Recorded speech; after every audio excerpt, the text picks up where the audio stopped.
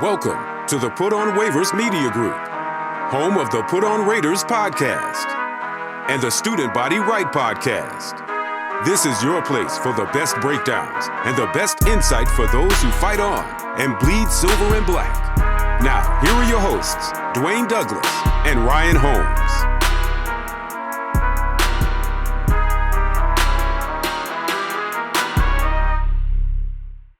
And welcome, everybody, to the glorious episode of the Put On Raiders podcast. I'm your host, Dwayne Douglas, along with Ryan Holmes, and we are podcasting off the beautiful shores of the Pacific Ocean. Beautiful day out here in Southern California. The Raiders are trying to start their Baltimore Ravens run here, winning a bunch of preseason games that really don't matter. But I mean, at least that we can have a lot to talk about, because I think the interior is something where we have to kind of focus our eyeballs at Raider Nation, because I think that's where this team is gonna, if they don't make a run, it's gonna be because of that. RTPOW podcast is my Twitter handle, and then RHOLM22 is Ryan's. Ryan, how you doing today? Doing good. Got another Raiders game to watch, see the camp battles, and again came out victorious. And as far as I know, I didn't see any major injuries, which is a thing to keep track of in these games. So I didn't see anyone walk off the field with a season-ending injury. Yes, and so it's very clean. I think Malcolm Kuntz went out for a little bit, but came right back, right? So we feel good about, and he came right back and played. So let's just start off with the minuses before we go to the pluses, because the minuses are what, those things are going to keep you from doing what you need to do. You sent a text out to me that really made a whole lot of sense, and it was they have $22 million of cap room, even with all the moves they've made. It just makes sense to start using it. And I think we need to start thinking about O-line and D-line, especially D-line. For me, defensive tackle really concerns me. I think because when you look at that second game of the year, like James Conner, they're going to sit there and try to run the football all day, all night, and he'll just keep giving it to the running back. I don't know. I'm not sure if the Chargers are going to sit there and run the football consistently, but if you give them 7 yards a pop, they might. They have to improve there dramatically, and I didn't see anything from Ferrell and Butler that made me feel like they're going to stop the run or be disruptive in any way. Yeah, I would circle week 3 at Tennessee. King Henry staring at this Raiders run defense, and Minnesota had their way, and that was my concern. They held up okay in that first game against Jacksonville, but it's a collection of journeymen. There's not a difference maker in that interior group. I think Kyle Pecco's probably playing the best of the group. Yep. Andrew Billings. These are rotational guys, but right now I think this team really needs, if Jonathan Hankins and Bilal Nichols need to get on the field next week. They need to see those guys in practice with the pads on. Jonathan Hankins would make a difference on this defensive line. But they clearly need as much help as they get. Right now, I wouldn't count on much from Ferrell. His pad level's way too high. He was getting double teamed. He was getting pushed down the field in this game, and with backups by Minnesota. And he was supposed to be a run stuffer. I think right now I'd have a hard time carrying him. I don't think he's one of the best, group of 5 or 6 interior guys on the roster. He might get cut and head to the practice squad. Matthew Butler hasn't shown much either as far as being a rotational player. So right now you're looking at Kendall Vickers, Nichols and Hankins when they get healthy. Petco, Lancaster didn't do much in this game. I don't think anyone in that group inside has really shown enough to say, yeah, this guy's going to make this team for sure, or this guy, yes, he's a starter. And Kendall Vickers is more of, I look at him more as a third and 8, 3rd and 9, a pass rusher type in the middle. I don't view him as like a guy who's going to stop the run as far as that goes. But they do need to. They got to improve there. It's a big deal. They have to improve there. And if they don't, they could be seeing. King Henry could. You remember that Sean Alexander game? I remember that game very well. And you can see that game in week 3. So you don't want to have that. I think what the kind of the way they play today. You mentioned something too, because and I love the back and forth we had during the games. I was thinking about it too. Was you mentioned in the first half, maybe how come no balls to the wide receivers and anything like that. I bet you when we look at the all 22 when it comes out, I bet you Stidham is just holding the ball. Even on that touchdown run, he has Drake's open. Drake's wide open. I just feel like people were probably open, and he just, because as soon as Mullins came in the game, and Mullins said, hey, hold on, as far as I want to make this team too. Who knows if he does or not? But he threw the ball a little bit down the field, and then started getting balls to the wide receivers. I think only maybe one ball went outside to Tyron Johnson, who I think Tyron Johnson is going to be a factor here. Not a big factor, but like a speed guy in this lineup here. But mostly for this team, this defensive tackle situation is making me a little concerned. But I mean, Jonathan Hankins, and if you add somebody, what is your feelings on Shelton and Danny Shelton? Do you feel like they missed the boat on that one, or you think that that I mean, obviously they had him in, they coached him before, and but they ended up not signing him. Yeah, Graham had him last year in New York. I don't know what the contract looked like the Chiefs gave him, but he's in Kansas City. He could have helped as a run stuffer, early down player, goal line player, short yardage player. The Raiders have to be confident that Hankins is coming back because they don't have that player on the roster right now, other than him. So that would be my guess. The other thing, I was texting during the game. I think that they were trying to showcase some of these running backs. Like it seemed like the game plan was get them all involved, get them in the screen game, get them in the check down game, get them coming out of the backfield, and just see which one of these running backs can make some plays. So I think they're 7 deep. We haven't even seen Bolden, and Bolden's a lock to make this roster. So we can argue, Drake and Walter and Brown and all these guys at the bottom. But no one's talking about Bolden. He's going to make this team. So the locks right now for sure. Jacobs, I would say Jacobs, White, and Bolden are a lock, and there's everyone else is fighting for that 4th spot, whether that's Abdullah, whether that's Brown, Walters. I like Walters. I don't think he's going to make this team. And then Kenyon Drake. And I looked at the contract. The Raiders added avoidable years to Kenyon Drake's contract today. It's not as simple as just release him. They're going to take a $4.5 million cap hit next year, no matter what they do with him. If they release him or trade him, you're looking at 4.4 in dead money. So, and Drake, I was taking notes. He was the 3rd down back in this game. He was in the 2-minute drill. I don't think he's as dead on this roster as a lot of people on Twitter seem to think. I still think Drake has a chance to make this team. Yeah. We'll go. Let's go to I want to talk about I'll give you Danny Shelton's contract, then we'll go back to the running backs. He's making $1.1 million. So that's fair. I mean, that's what a run stuffer gets. But yeah, you mentioned this running back room, and I cannot even think about like the Raiders ever having a running back room where everybody can play. Like everybody on this roster who can run the football has a role and can catch the football and run the football. And we were going, talking about Walter. I mean, I love kind of smaller, like stout backs, and he got some wiggle. There's some on the end around that should have been like a 2-yard loss. He spins out of that, makes it into a 9-yard gain. I mean, listen, I know who he's going up against, but at the end of the day, I do like the fact that he is a guy who can make some plays. The practice squad. I mean, if running backs go down in week 1, people are going to be all over this Raider practice squad as far as running back goes because it's loaded with guys who can play. Yeah, people don't want to talk about this either. When we're talking about the 4th running back, which one of these guys special teams? Yeah. Walter's the best special teams player. He can return kicks. He ran down and made a special teams tackle on a kickoff. I saw him on punt, and this guy was running all over the field. He can catch the ball. Now, is he going to hold up and pass block? I don't know. He's a little guy. He's like 5'8", 190.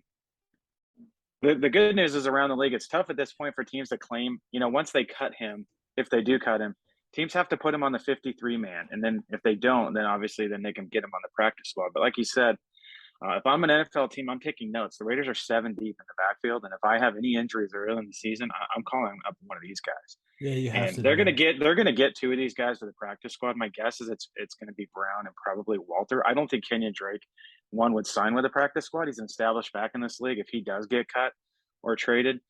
So my guess is you're looking at Abdullah as the 4th, Brown and Walter are on the practice squad, and we'll see what happens with Drake. Yeah, it's be interesting to see what happens as far as that goes. Talking Raiders 26, the Vikings 20 preseason victory here. Let's see here. Offensive line. Let's just dive right into the offensive line. I am not in panic mode, anything with it right now. I think they do have to. We're gonna see. I think this week. Coming weeks, I mean, there are some options there at tackle. So if they want to make a move, they can make a move. I think we've seen a lot of people play a lot of different positions. maybe their plan is to play Illuminor at right tackle, and when it's all said and done, or maybe it's Leatherwood. We don't really know that. Parham, played a little bit of center, played at guard today. Versatility there. I mean, maybe I don't know. Bars is on this team. Maybe they end up just like go ahead and just starting Bars. Who knows? As far as tackle goes, as far as guard goes, John Simpson is an option there. But this week I think is a kind of a critical week because if they're going to add somebody, wouldn't it make sense to do it this week of all weeks? Yeah, I think you add them now and you get them ready for the Patriots game and not the Dolphins game. I don't think there's enough time, but the concern here obviously is if the Luminor's really in the battle for right tackle, we're not going to see him play right tackle because they're not going to play Colton Miller in the preseason, and the Luminor is going to have to slide over unless they want to start Jackson Barton in one of these preseason games. I think Illuminor is going to be over at left tackle, but Illuminor is also the guy that gives you that versatility where he can go in and play guard and be that nice, extra guy on game day. Mm-hmm. I'm not reading too much into Mumford playing the entire first half and Leatherwood No. coming in the second half. I still think this is Leatherwood's job to win. Mm-hmm. I think Mumford was okay. I know there wasn't a ton of pressure, but they had the tight end over there almost every time, and the tight end was chipping. The tight end was the initial blocker, where Mumford was kind of free to roam around there. It wasn't like he was winning one-on-one against some guys. And my concern on watching this game quickly is I didn't think Lester Cotton played that well. They had him pulling a lot. He wasn't getting in the hole. He wasn't opening up holes. He was Did just you see, okay. real quick, So, the play that concerned me real quick was the play where they had the Vikings dead to rights on a screenplay to Drake. If he hits his block, it's a touchdown, yeah. And he couldn't get there. He didn't get out there. Yeah. He didn't get out there, so that concerned me a great deal when I watched him. But I'll let you continue. Yeah, I still think Cotton's going to win that job because I just don't see, unless the Raiders really want to run out, let's just say Leatherwood at right guard, and he hasn't had snaps there, and Mumford at tackle. I have a hard time thinking that that's going to be the pair they're going to run out there. Mm-hmm. I think James won the center battle. We can put that in. You can be the guy on NBC when he does the elections. Just pencil James. And Dylan Parham had a bad game. That's 2 games in a row where I don't think he showed a lot in this game. And then now we're starting to see. I thought Jackson Barton played okay. I thought he held up all right at left tackle, albeit it was late in the game. Then he moved over to play right tackle. But I really think the Raiders need to go out. They need to get a defensive tackle, and they need to get another offensive lineman if they really want to compete for a championship. Now, this team's good enough to make the playoffs, but the goal here should be to win a Super Bowl. They have Devontae Adams. They have Derek Carr. They have Chandler Jones. Yeah. They have Max Crosby. So we'll see. I know this cap room can roll over to next year, and I know they want to lock up Darren Waller, but when you have $22 million in cap space and Mark Davis has the money, go out and sign guys to help this roster right now because you do not want to see Khalil Mack and Joey Bosa coming off that edge or, even up in Kansas City with the rushers they have at Denver, and you're running out there Leatherwood or Munford. And then you can't keep Darren Waller in to help like they are doing in these preseason games. No, you can't. It destroys what you want. It destroys what you want to do offensively. It takes away your explosiveness. Like, you know what I mean? Like you can't do that. So you can do it once in a while, but I mean, even that is like, that's not what Waller does. So why would you want to do that? What are your thoughts about on we saw a miss by Carlson today. That was interesting. And then we saw a bomb by Cole. What you thought about the coverage there? I thought the coverage was a little bit leaky. But I mean, I can see them kicking it short a couple of times. It's the preseason. Let's see what the coverage teams can do. As far as that goes, what were your thoughts about what you saw from the Gunners and everything on the special teams? Yeah, clearly both teams kicked it short repeatedly until the end of the game when it was close. Minnesota kicked one deep, but Matt Collins, we heard about the special teams ability of him, and you saw him get down there and cover that long kick and tackle the guy basically for no gain on that punt return. The kick return, Britton Brown was the guy that made first contact. They had him around the 20-yard line. He was able to get outside. I thought some guys lost their contain on a couple of those. I thought the Raiders had a good return. I think it was Walter that had a returned one to the 40 on a short kick, but yeah, they're gonna kick short in the preseason. It's all about figuring out who's gonna make these teams as coverage guys. And it was interesting. You saw Zamir White ran down on kicks, Britton Brown ran down on kicks, Walter ran down kicks. So you're seeing these running backs playing special teams. They're gonna have to if they're gonna be one of the 46 or 48 on game day. The backup running backs have to play special teams. The wide receivers will too. So that's going to determine those last spots is special teams. And I think you're going to see Keenan Cole run down on kicks. You see Matt Collins doing it. I saw Tyron Johnson doing it. So we'll see. And then ultimately linebackers too. I know we can talk about this in a second, but a lot of people are talking about Darian Butler. I think I would rather have Luke Masterson on this team, just me personally. I think he runs better. Yeah. He's a former safety. I like Butler. I just don't think he can run. There was a lot of plays where he got exposed trying to get out to the perimeter on guys in this game. Yeah, and they had a couple of runs to the outside, and I'm like, all right, where are you? And he was nowhere in the picture. I think on the first drive there was a kind of a miscommunication. It seems like this guy kind of has that a lot. Thoughts about Amik Robinson? I just feel like it was kind of lost in the sauce on that very first drive. It looks like if the play wasn't tipped by I think Petco tipped it, and then the receiver caught it, but then the tip kind of slowed the play down dramatically, so it allowed Butler and Robinson to come over and just touch the guy who was already on the ground.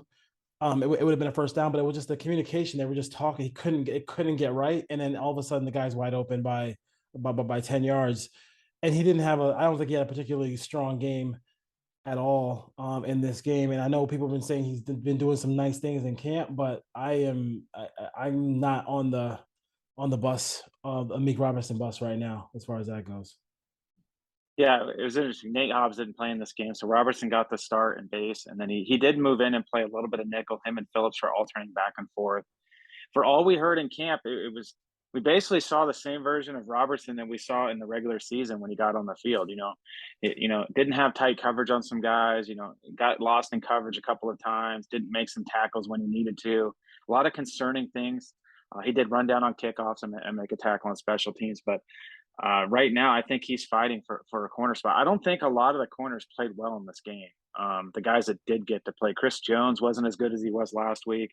Cosby didn't get on the field till late in the game, gave up the touchdown. And then, I think Phillips played all right. Phillips had a couple of punt returns. I thought he was close on some coverages. I think he's ahead of Robertson on the depth chart at this point. Me too. Would be my guess. And then they really need to get Yasin and Averett and Mullen back quickly. This is the week. Like if these guys are not on the field at some point this week, then there is some concern for them to start the season, I believe.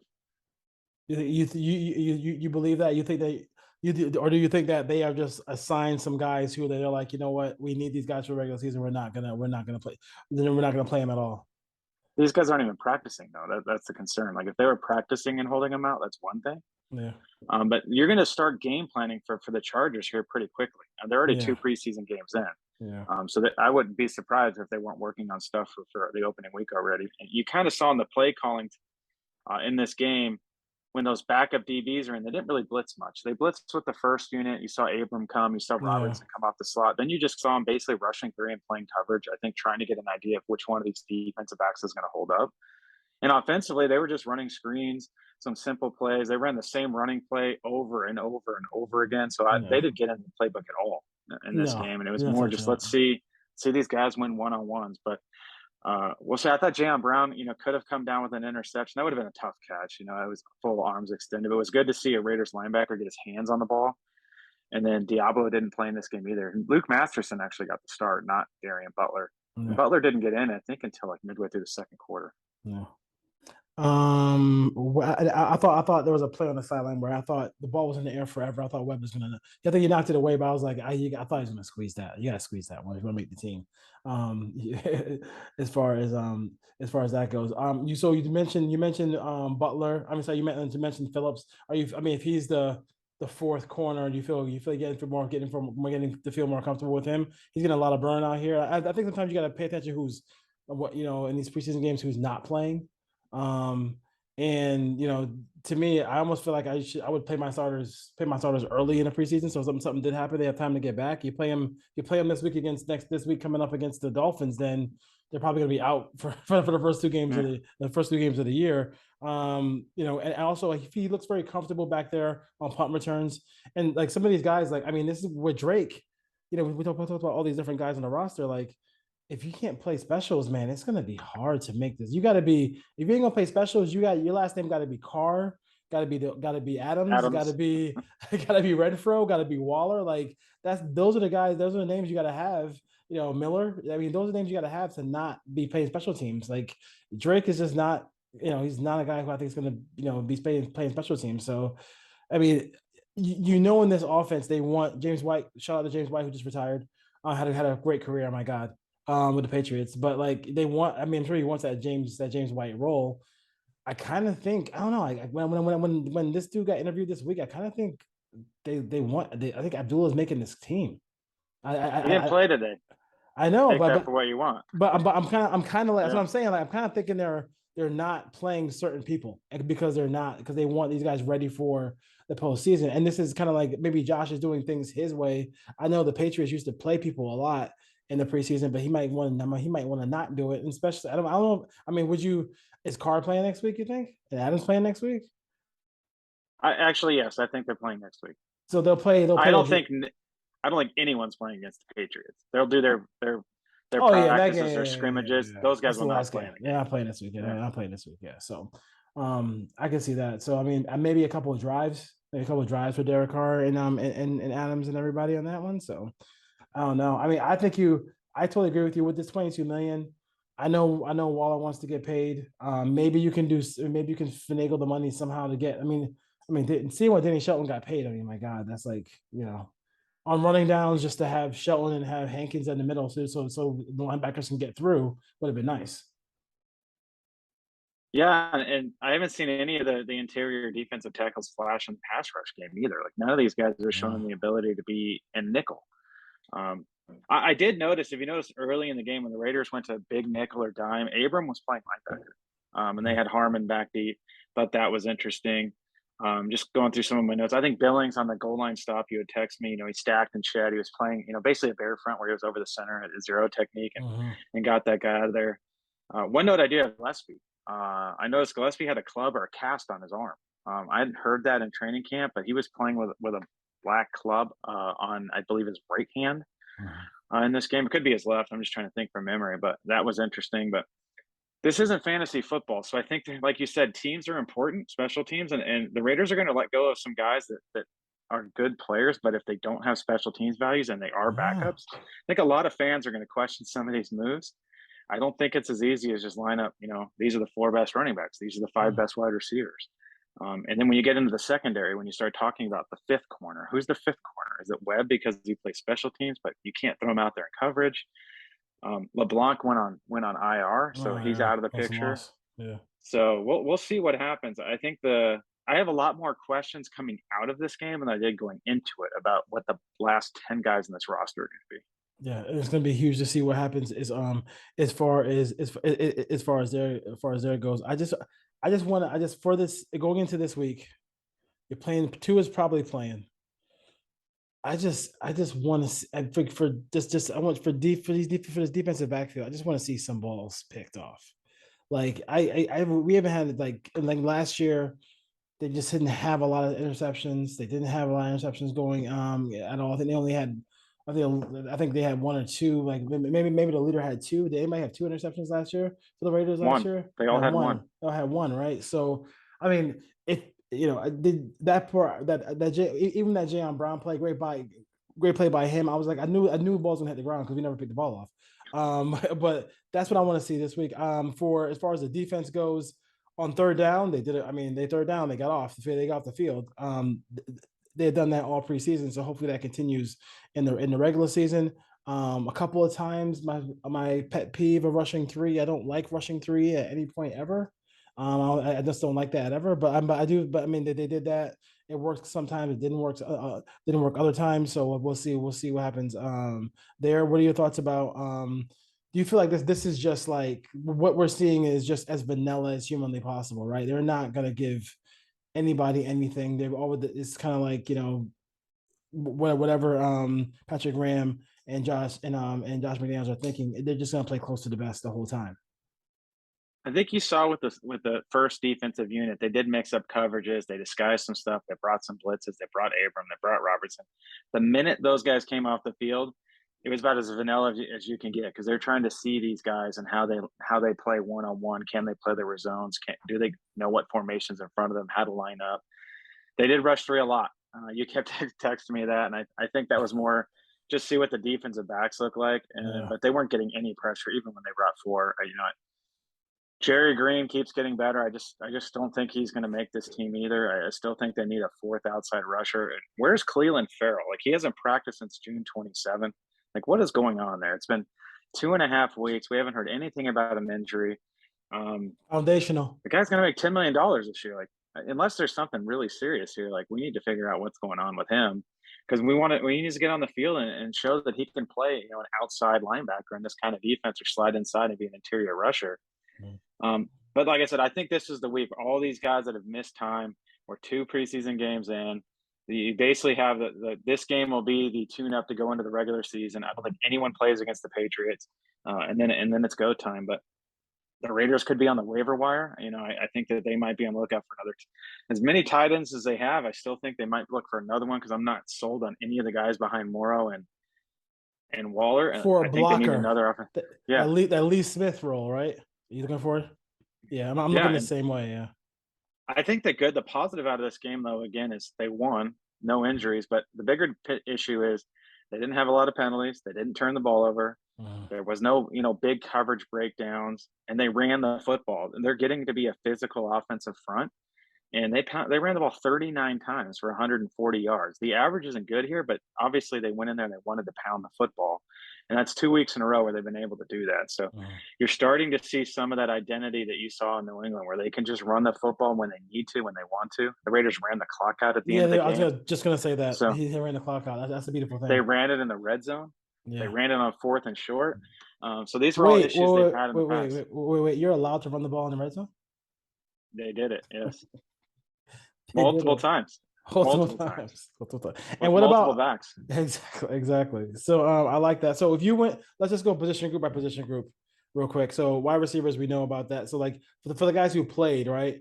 I think Keenan, this is a deep receiving core, so we'll see what happens there. I think Robinson had a moment. DJ Turner had a moment. Tyron Johnson, I think he's on the team. And I think also Matt Collins is going to be, I kind of like, he's definitely on the team, but I kind of want to make sure he's healthy because I like what he does on special teams. I think he's going to make some big impact on special teams as well. I don't see Stoner doing anything, so he's on pup anyway. So as far as that goes, but so we're deep. The Raiders are deep there, deep and talented there. Offensive line. So if you had to go offensive line starters from what you've seen so far, with no move being made, Colton Miller at left tackle, left guard would be Simpson. So Simpson's still there at Simpson, and then you obviously James is going to be, and then here we're looking at Luminor. I'm going Cotton at right guard. Cotton, okay, and then we're gonna go. I'm still going Leatherwood. I still think it's Leatherwood's job to lose. Yeah. So, and that leaves Parker, who may or may not be out for the season, according to who you follow on Twitter. He's clearly hurt, and he's clearly not going to be ready for the opener because there's no word of any potential return. So. Exactly. So you got Bars. Who that I don't think Bars makes the team after watching him for 2 weeks. Okay, and then Mumford makes the team. Mumford makes the team. Aluminor makes the team. Okay. And I think Parham because he's your backup center, but Grasso's been okay. Like, I don't know what they're going to do there. Obviously, they can't release Parham. How did because it's so hard on the TV broadcast, and in the first half, I'm not sure who has this game, but they were anti-replay. They wouldn't give you a replay to save your life in this broadcast. Please, never again. But Parham, did he do anything? Was he better at guard, or was he? I don't think he was good at either one of them. Just watching from the broadcast. Yeah. I just think he got beat too many times. He didn't. Yeah. There was a couple of decent blocks where we had a combo or double team block, but one-on-one he got beat pretty regularly. Mm-hmm. I think Jackson Barton makes this team. I think they keep 4 tackles and a Luminor. Yeah. So I think because of Parker, I don't think he'll be on their roster with the 53, then go to IR so they can bring him back during the season. Sounds like. Mm-hmm. But I think you'll have Miller, Barton, Leatherwood, and Luminor. 2 of those guys are going to be your tackles. Yeah. That's gonna happen. You see Stidham with this obviously Carr. Stidham is gonna be the guy, or do you feel like Mullins can Mullins do anything to kind of kind of steal that or no? I just think because of The the system. offense and Stidham's been in it, and Mullen hasn't. I Mhm. think Stidham goes into the season as a number 2. I think there was a lot of times where there were the protection held up and Stidham just didn't throw the football. In the Yeah. first half of this game, there was a I lot of don't know what that was a lot about. of iffy decisions where he had time and then he would step up or he'd roll out, and then instead of like getting outside of the pocket and making a play, he'd kind of just float out there and get sacked. But I thought Stidham was just okay. I like the mobility. I like the fact he ran in a touchdown, but I think without seeing the route progressions from the all 22, I still think there was probably some opportunities there for him to let it rip, and he just didn't do it. Yeah. I would say too is like, I mean, he likes to move laterally in the pocket. It's like, dude, step Yeah, up, yeah. step up in the pocket. So like, even if you get sacked, you're closer to the line of scrimmage, just less of a loss. He likes to go wide, like he got wheels. Like, who do you think he is? Peterman. I mean, come on, you would to stiff arm somebody and get down the field? That's not happening. Um, And so I would add in the tight end room. Are you sold on Bowers, Horsted, or I think it's Fortheringham I is was like the third guy? I don't I like was any just of them. gonna and then for the Fotheringham, whatever his name is, dropped the pass too today, which is like people they've been pretty when the ball's been. I love that. I think that long. I think it was like a third and long after a botched snap where Demarcus Robinson had a nice catch, nice leaping catch. Like the ball hasn't hit the ground a lot, so when you're the guy who if you drop a pass, that might be the practice squad are getting cut. So you got to be careful there. But they are missing that. They are missing that blocking guy. I like Foster. I mean Foster Moreau I don't really love, but I can deal with Foster Moreau as long as Waller's healthy. What were we gonna say? I was gonna say Hollister. I don't think he played in this game, but he's more of a pass catcher. He's not. He's a Yeah, movement tight end. He's yeah. not going to line up and be a true inline blocker. No. I don't know if he was hurt. I don't remember hearing that he was hurt, but I don't remember seeing him on the field this week. Maybe like I said, maybe maybe some of these guys who don't play, maybe those Yeah. maybe they got their spots here. We know about Nichols, we know about Hankins. Hopefully they are back next week and they give you a couple snaps here. I thought Petco played okay. And Billings had that nice play at the goal line. Got rid of that center. Good job there. And Farrell and Butler, like I said, they're rookies. They can develop into something, but as the Raiders are configured right now, we can't have any confidence in those two guys, right?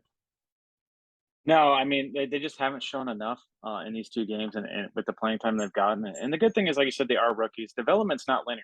All these guys aren't going to develop at the same time frame, but Mm-hmm. because the Raiders don't have a lot of difference makers on that interior, you were hoping that one of these guys would step up Yeah. and earn a spot as either a sub package nickel rusher.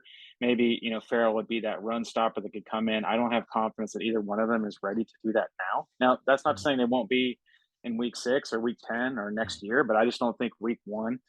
And this is a season where the Raiders have a pretty tough schedule out of the gate. So we'll see. I'm not confident if those other guys, if Nichols and Hankins don't come back soon, you have to roll into week 1 and you're running out Billings, Petco, and Vickers. Are you okay with that? Because I'm not. I think that you would need an upgrade. No, you need. I mean, I need Vickers. Like I said, Vickers is he's my interior. Like he's my Darius Phylon of this year, right? Like I mean, just give me some internal pressure on third and long. And he's pretty good at that. But as far as that try hard guy, I mean, but he does have some ability. But I can't. Like I totally agree. Like you can't go like all those snaps with those players there. Divine Diablo Divine. I pay attention to Divine Diablo not playing. Trust me, in this preseason they have a distinct role for Divine Diablo. Jayon Brown played. I think those three, Diablo, Perryman, and Brown, are going to be. Those are the three right there. Anybody else after that? I mean, Masterson maybe got some burn there. I didn't like. Did Kenny Young play today? I didn't see him play. No. I was Kenny Young play. I didn't see him play either. And then Darian Butler, I just feel like he's just not quick enough, right? Yeah. I think they're going to keep 4 of those interior. And like you said, I think it's Diablo, Brown, Perryman, and potentially Young, just because he's been in the league. He's played special teams. If they do go with someone else, I would lean Masterson over Butler. I know Butler's, like I've said earlier, got a lot of run as the sleeper undrafted free agent. I just like Masterson a little bit better. Yeah. Corners. I don't know about Trayvon. Amik, I'm just thinking it's very tenuous for me with Amik. I could see Jonathan Abram being, I did like the hit he put on the quarterback today. I think that I can see that role being like be something that they have. If you're in a pass situation, definitely a guy who can rush the quarterback. Roger Treamer can play special teams and be a backup safety for you. Trayvon Merrick, another guy who never plays in the preseason. The gloves are off. He's not playing. Probably won't play much in the preseason at all. Harmon and Gillespie. You mentioned Gillespie. I was looking it up as you were talking about it too. I didn't see anything about that, the club that he has on. So who knows about that? Yeah, Abram talked about as a pass rusher. I'm pretty sure he's never had a sack in his career, but he's close. He's been around the quarterback, so that's one thing. I think as a rookie, he probably would have got a roughing the passer on that and just tried to take out the quarterback. I thought he showed a lot of restraint not doing that in this situation, which is good to see. We haven't seen him do anything on the back end as far as coverage, where he hasn't really blown anything that's led to a big play. So maybe he's under control, which is good for the Raiders. If they can get a more under control, subdued Jonathan Abram who goes out there and plays football, he's a good football player. It's just when he gets anxious and gets riled up, and then you start seeing him flying around and injuring himself, that's the Jonathan Abram they don't need. So it'll be good. I think Morrig played 1 or 2 series. He was out there on the field very, very early in the game, but wasn't out there very long. But I think you're starting to see – the good thing is there is depth on this roster. You're starting to see some capable players filling in at certain positions. I think wide receiver, running back, defensive back, linebacker we've talked about. The concerns for me right now are you need another tackle. You need some interior pressure along the defensive line. I'd like to see – possibly, an upgrade in that third tight end. But these are like teams, every team has these issues. Every team wants an upgrade at the back end of their roster. So I think the Raiders are in a good spot. They are 2-0. They have played fairly well at this point, considering the guys they've run out there. Efficient. They scored on a bunch of these drives. Yeah. So that's been good as well. So we'll have to see if that continues. And then we have to see, does Rocky Sin, Anthony Everett, does Nate Hobbs, do those guys play in Miami? That's a huge. That's a big thing. Like I said, I think I always consider maybe these coaches do it the wrong way and just like they play people later in the preseason. I'd rather just, if you play them early and maybe they get nicked up, you have a little bit of time, to actually get them back, opposed to playing them now where you're within 14 days of playing somebody, and if they can't come back, they can't come back. Let's see here. I wouldn't pay too much attention to what roles these guys are put in now. I would pay attention next week, though. I think a lot more telling next week when you see where guys run out, where they run out, what packages early in the game, first team, second team. I think the first 2 weeks, I think McDaniels was trying to put a bunch of different people in a bunch of different positions. But I think going forward, all eyes are on San Diego at this point. I don't think the last 2 preseason games mean a lot here. No, they don't. They don't. I think they know where the holes are. We just want to see them just take care of them, so we can breathe a little bit easier. As far as I said San Diego. Let me apologize. We never apologize to the Chargers on this show. Never. I know in the comments someone's going to write it's the Los Angeles Chargers. Of San Diego. Of San Diego. I was going to say around the league real quick. The Jets have to wait and see. So here's my thing, and I think you played baseball for a long time, and I played baseball for not as long, but I played baseball. Like, why is it so hard to have these court? Because could they get somebody to come in and just say, "Hey, I'm going to show you how to slide"?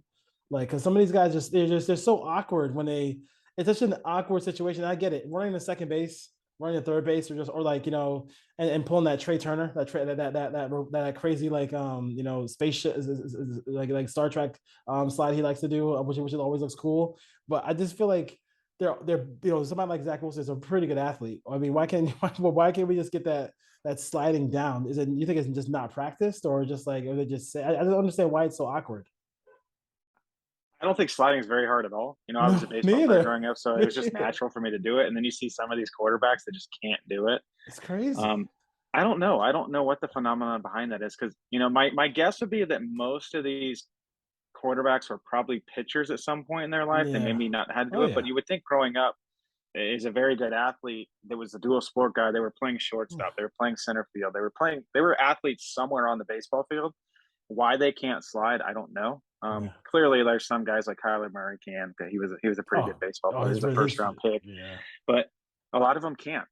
So yeah, it's interesting why they can. I would think that if you just took Zach Wilson out in the backyard and tell him to slide, he could probably do it. But I don't know why they can't do it on a football field. And the minute you slide, the play's over. So I don't know. Even if you slide on your back and hit with your legs straight up, it doesn't matter. It plays over. Nick Mullins did it on the sideline when there's no one around him today. I don't know what that was about. He was like, he's not trying to mess with that shit.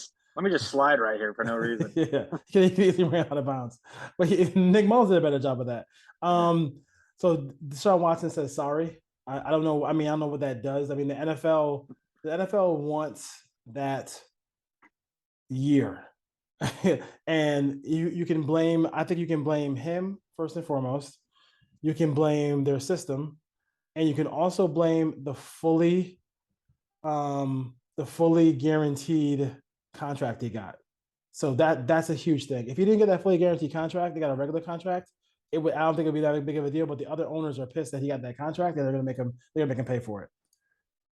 I agree. I do think there is some redemption here from the other owners, and especially how they backloaded the whole thing and made it a $1 million salary in year one, knowing that this was a potential problem. And I think there is going to be some backlash from the league to push this to a year, and I think that does have something to do with it, away from obviously, some of the things that he did that got him into this position. I think he didn't show any remorse until I think last week. Yeah, I don't know why Cleveland's playing him, to be honest. If it was up to me, I wouldn't be playing right now because you're not going to have it. I would be getting the other guys ready to go. Yeah, why get him hurt? When he's ready, he can play. Yeah. What if he goes out there and gets hurt and it turns out it's a 10-game suspension and you just lost him for the year because you played him in a meaningless preseason game?